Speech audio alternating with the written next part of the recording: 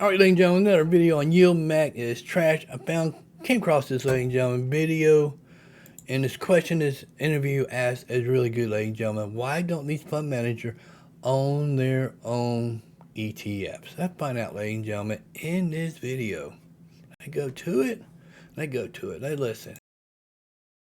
Star for Ulti and Misty, I've noticed that none of the portfolio managers, specifically Jay Pastorcelli and Mike Venuto, it says that none of them own a single dollar of Ulti and Misty. Why do you think that is? And shouldn't portfolio managers at least own a good amount of their fund if they believe they are good funds for retail investors? A very good question by Marcos Miller here, ladies and gentlemen. Very good question, ladies and gentlemen. Let's listen to what this fund manager have to say here. Yeah, I mean, there are two things I would say about this. I don't know exactly what Mike Venuto holds, and I don't know exactly what Jay Pastorcelli hold. I have owned these funds personally before I arrived at YieldMax. Okay, he's reflecting on the other two, but he did say he did own this before he came here.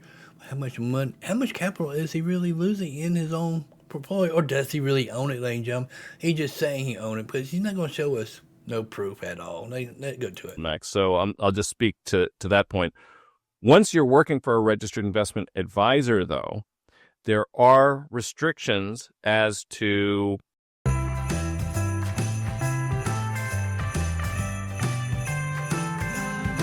we can't trade in a manner that like a retail trader can, right? So generally speaking, you have to have prior approval. You don't get to basically trade into and out of things. Because I don't know whether they hold a basket of the single stock covered call ETFs. Like I said, I don't know. I like this, ladies and gentlemen, that Marcos put this up. A portfolio manager, I know John Tillman of AOTG ETF owns the max you can show on Morningstar of at least 1 million of his own ETF. Let's listen to what this guy have to say, ladies and gentlemen. Precisely what their holdings are, and I don't know that they're going to open up the kimono and say, here's my portfolio, have a look at it. I do think that fund managers should have meaningful exposure to, you should eat your own cooking. I think that's what we refer to.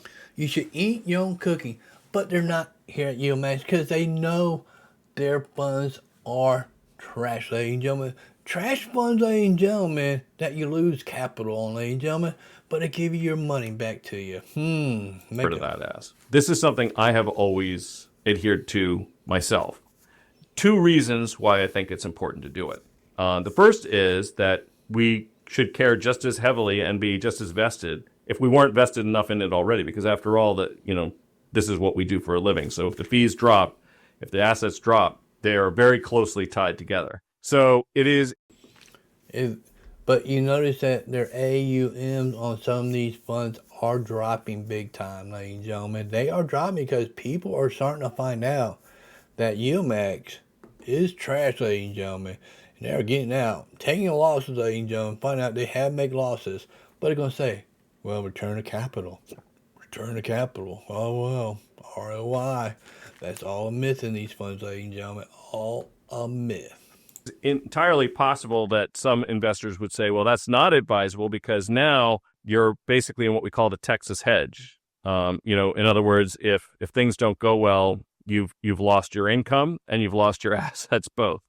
Now, I don't happen to subscribe to that idea because I think funds like Biggie are, they're well diversified.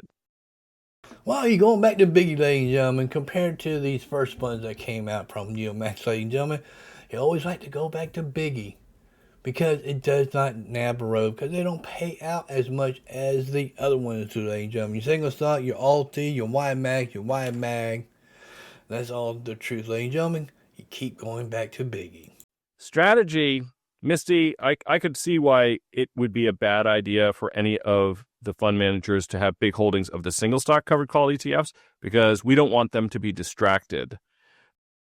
Oh, they don't want their managers to be distracted owning those, ladies and gentlemen.